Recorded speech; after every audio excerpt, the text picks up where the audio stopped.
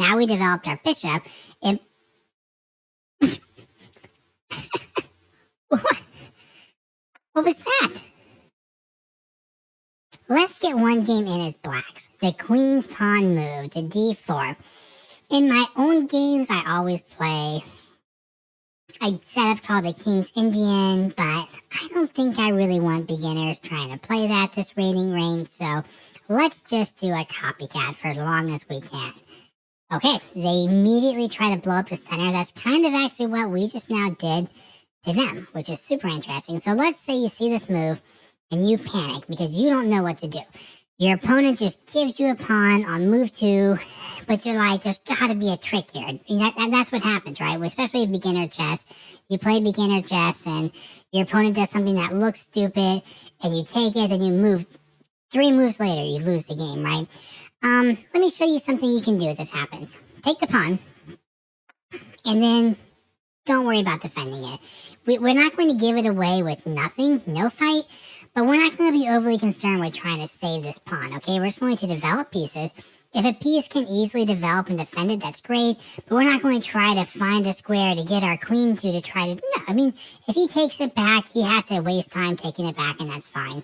That being said, we want a castle soon, so this move makes sense, just because why not, right? It defends the pawn. Okay. Now here we have another interesting situation. Taking this pawn should be totally fine. There should be nothing wrong with that. We can do that. Now it's a little scary because when we take that pawn, they're going to take back and have a pretty big, fast attack. And that's kind of the whole idea of these openings. They try to give you extra pieces, you get greedy, you take one, and then before you know it, there's a huge attack. I feel like if we don't take it though, we're giving white the whole center. So we're going to be brave. We are going to be brave. Maybe foolish, but maybe brave. Okay, I'm looking at this now and seeing if we take our knight here.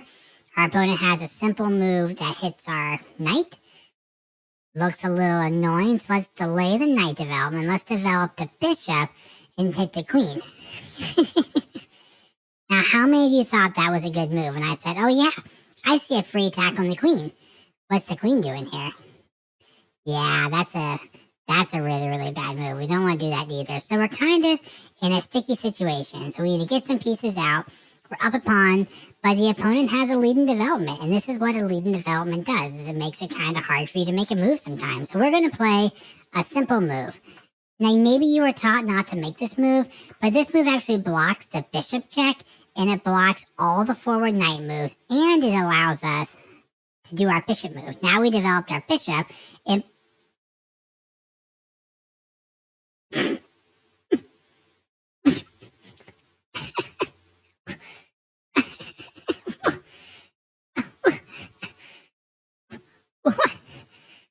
what was that? That's not why we played pawn to c6. I did not put that pawn there because I thought I would win the queen. Be clear. I'm trying to teach you guys how to play. Be good at chess. So when you're trying to get better at chess, you don't want to make one move threats and say, ooh, me see queen, me attack queen.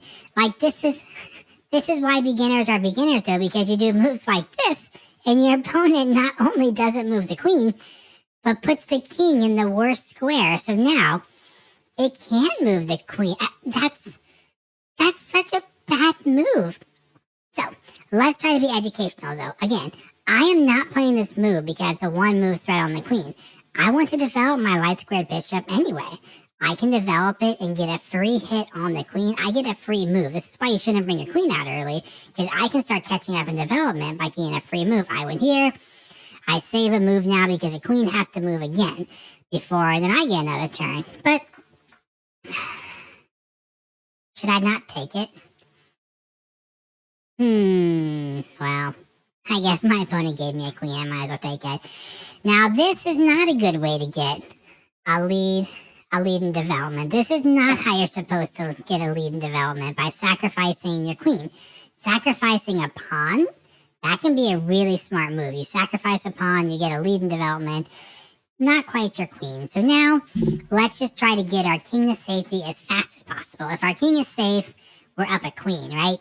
This is a very, maybe you would call it a safe move, but I like being safe. Being safe is good. Not always. You typically want to be more aggressive. It doesn't work right now, but the main reason why this move can be bad sometimes is it blocks in your bishop. But our bishop is gone now, so this is fine. And now we're just going to, what does that move do? Is it scary? Doesn't look like it, so let's just get our bishop out. This is probably the move that looks, let's go here. We're winning. Let's try to trade some pieces. Our opponent doesn't want us to trade pieces, instead wants to go that way. That's fine with me. Okay, is this move scary here? Nope. Is this move scary? Nope. Is this move scary? Nope. Let's castle. It is much easier to decide if your opponent moves are scary when they are not developed. If your opponent is developing all their pieces and has all these pieces out here, you have a lot to think about. When they have one knight and bishops that look into nothing, it's not that difficult. I mean, you can draw arrows and color in all the squares my opponents can see. Those are the only squares I have to really be worried about. So I could take a knight. I could also take a pawn and activate my king. Let's actually just play even safer. Well, it's a pawn. I should probably take it because the knight is pinned. But then there's a fork. We could trade. Let's just do this. This is probably my favorite move because this is just the simplest move. This is not trying to play the absolute best move possible, but this is a very, very, very simple move. Just bring the knight in. We can make our knight go either way. There's a reason why I like this move, actually. But in general, I want you to think about if you have a 50-50 choice, this is kind of nice because it defends your king. So the knight here actually is a huge defender of your king. Not that it matters. We're up a queen. Not that we really need an extra defender there. Once again, we can jump our knight in. We can go, maybe he'll hang a fork. But what if he doesn't? What if we go here and he defends, or he defends, or he defends? So let's just keep getting pieces out. Queen out to here. Looks safe. Queen out to here. Looks like it could run into problems. When I'm looking for a good square for my queen, I'm trying to look for squares where my opponent cannot immediately make a threat. This doesn't look that smart. And not, if you calculate it and it's a good move, it's a good move. But why put your queen on a square where they have some threats of opening up an attack? In this case, it's not really scary, but why do that? Let's put our queen here. Our opponent could go here, I suppose, but if he does, we'll take it. Nope, he does not. Okay, now we're going to bring our rooks. Again, I really like this move. This move looks killer, but we're just going to bring a rook and be boring.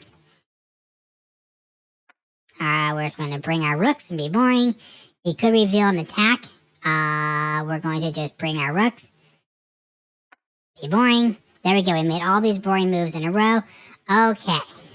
So now it's about to get real. We could sacrifice. Okay.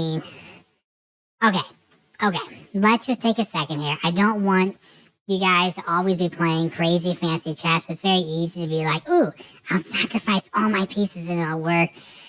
But in this case, we're up a queen. And this actually isn't really a sacrifice. We're losing a rook for a knight and a pawn. Which is, you could say a slightly bad trade. It's actually not in this case, because what else does this give us? What else happens? Let's see. Check. And now our king is in. And one logic would say there's got to be a winning move here. There probably is. Let's see if we can find it. We could give another check to prevent the king could run to here. And then a check would keep the king from running away any further. I kind of like that, keeping the king out in the center a little more. Don't let the king run away. Now the king is kind of a sitting duck. So now we just have to calculate some pretty checkmate in here. So, bring a knight.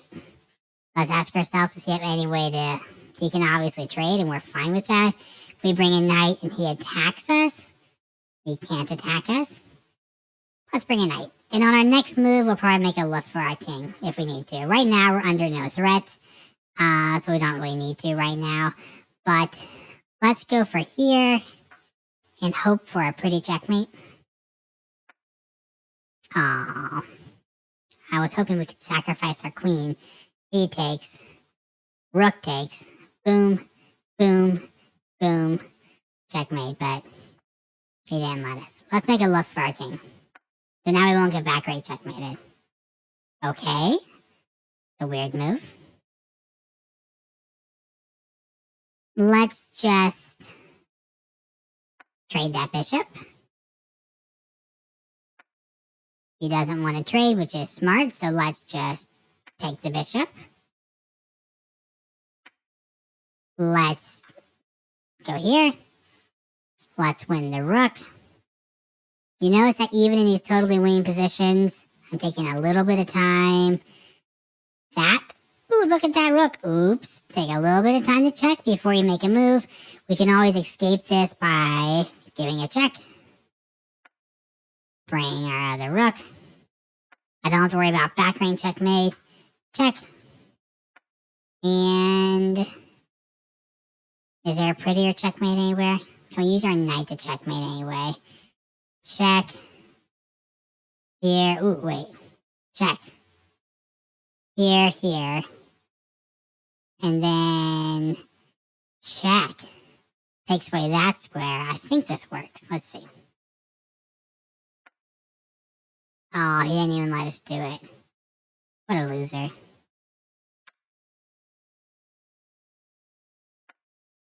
He went to the wrong square. I guess he didn't want us to have fun.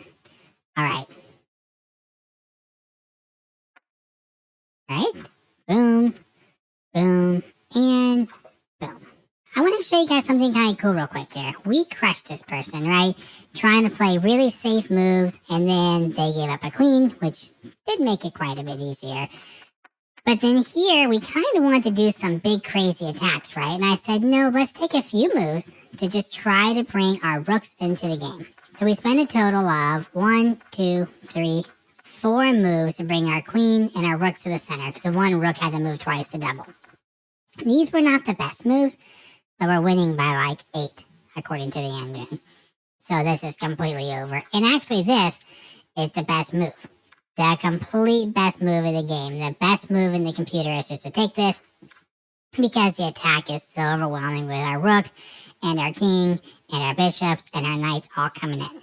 I'd really appreciate it if you guys subscribe to the channel, because chess.com wants me to have so many subscribers before I can make certain educational accounts. So that would be cool.